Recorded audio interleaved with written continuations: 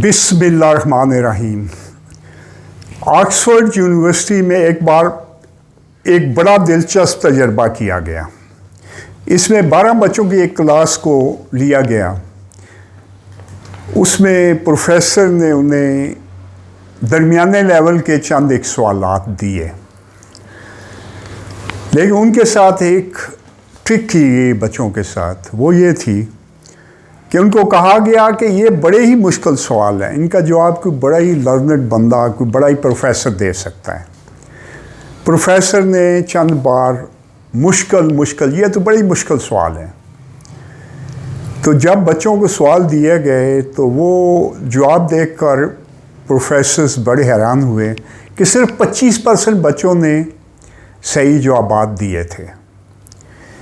अब उन्हीं सवालात को एक दूसरी क्लास के सामने लाया गया। उसी क्लास के बच्चे थे और उन्हें कहा गया कि जनाब ये सवाल हैं, लेकिन ये बड़े ही आसान सवाल है, इनका सवाल कोई छोटा बच्चा भी दे सकता है, लेकिन हम देखते हैं कि आप कैसे जवाब देते हैं। तो प्रोफेसर्स ये देखकर बड़े हैरान हुए कि 75% बच्चों ने उसका सही जवाब दिया था।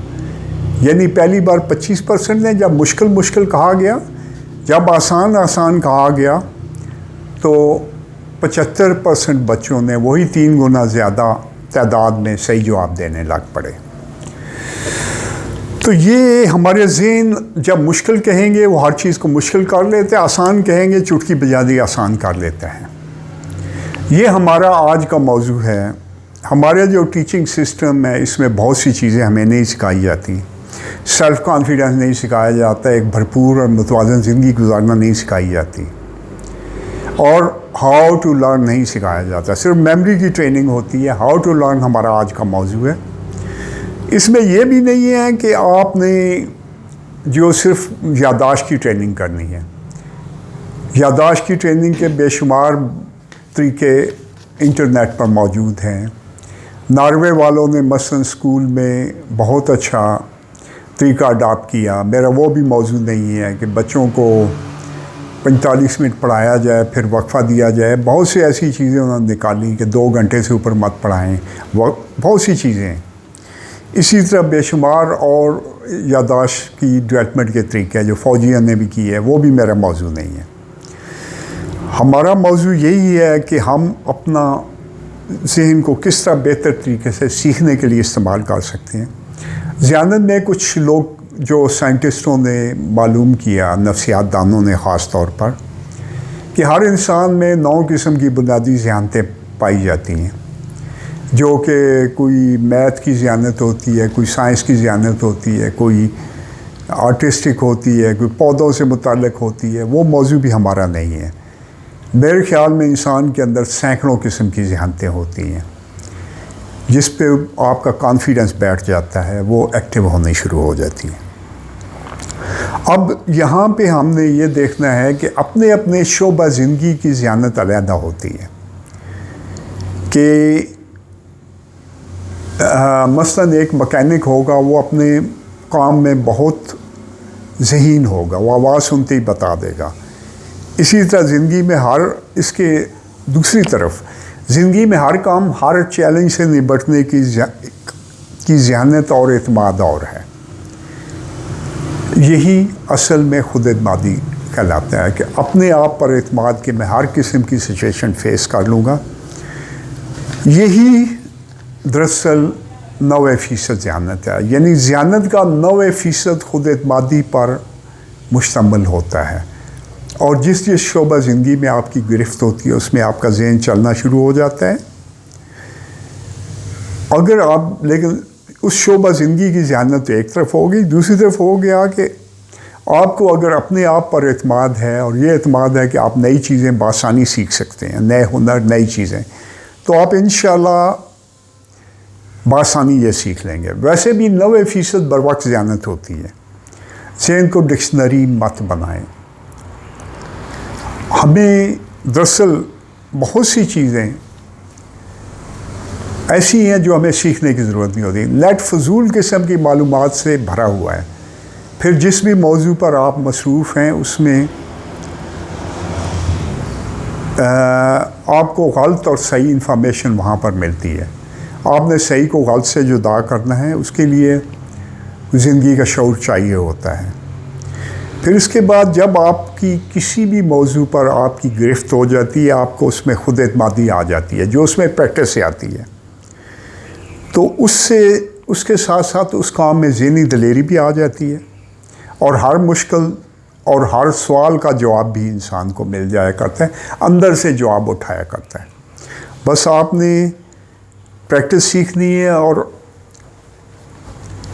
ये ध्यान रखें, जो एक बात मैंने पहले की, सीखने में ये सीखें क्या सीखना है, क्या नहीं सीखना है, और क्या चीज़ कितनी सीखनी है।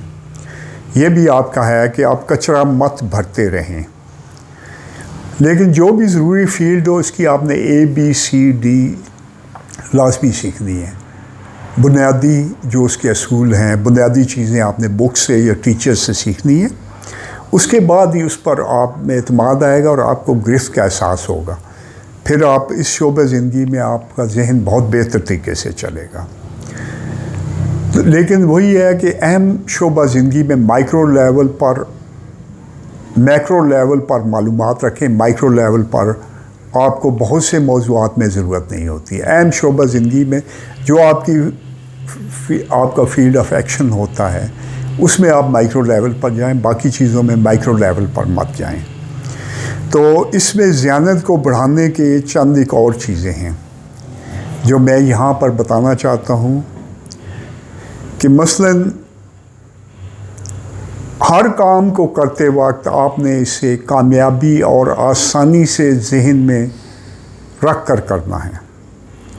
यानी जो भी आप काम कर रहे हैं, मैं इसे कामयाबी और आसानी से कर सकता हूँ। और अगर आप ये सोच रखेंगे तो आपके जहन के बंद खाने खुल जाएंगे। आपके अंदर एक विनर होता है, एक लूज़र होता है। विनर एक्टिवेट हो जाता है जब आप कामयाबी और आसानी की सोच देते हैं, और जब आप किस चीज़ को मुश्किल समझ कर करते हैं तो आपका लूज़र एक्टिव हो जाता है, जो आपको हर एक चीज़ में नाकाम बनाता है। अब वो शोबा ज़िंदगी, चाहे आपकी कोई टीचिंग हो, चाहे बिज़नेस हो, चाहे आप लीडर हों, अगर आपने कामयाबी आसानी रख कर जहन में किया है तो आपके जहन का विनर एक्टिव होगा। और अगर आपने नुकसान और नाकामी और शिकस्त को जहन में रख कर किया तो आपका लूज़र एक्टिव हो जाएगा, जो आपको चीज़ें भुलाता चला जाएगा।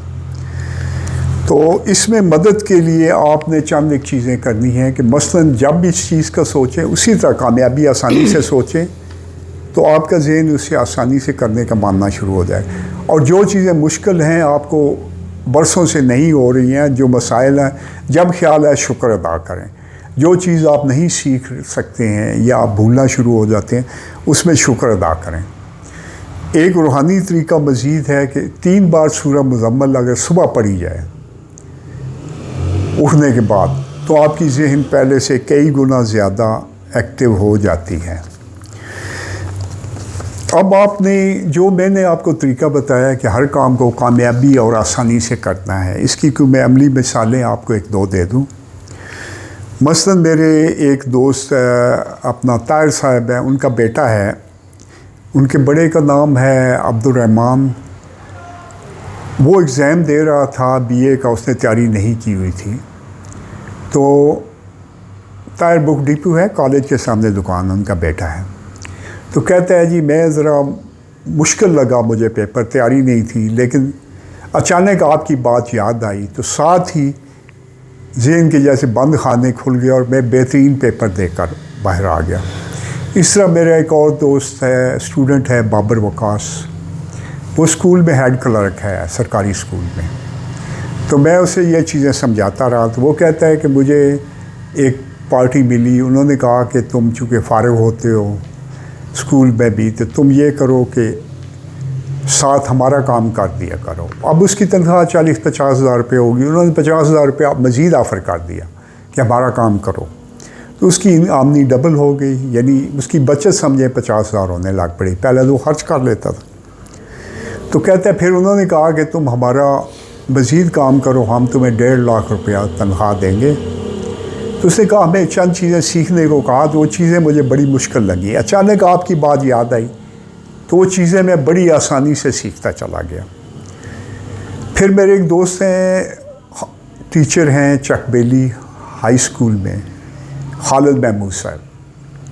वो मुझे मिले, जब मैंने ये चीज़ें उन्हें बताई तो 8-10 महीने बाद मुझे आके कहते हैं कि मैंने क्लास के बच्चों को कहा कि तुम कर सकते हो। उसका नतीजा क्या निकला कि बच्चे जो चीज़ें 1-1, 2-2 साल से नहीं सीख रहे थे, वो उसे सीख गए, उससे अगली चीज़ें भी सीख गए। और हमें कहते हैं कि मज़ीद सिखाएं, और कहते हैं क्लास के तमाम के तमाम बच्चे ये चीज़ें सीख गए। अब बात क्या है कि उनको ये चीज़ पता चल गई, टीचर को, उसने ट्रांसफ़र कर दी बच्चों में।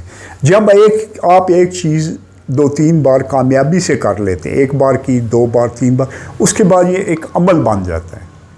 फिर आपकी हर चीज़ खुद होने लग पड़ती है।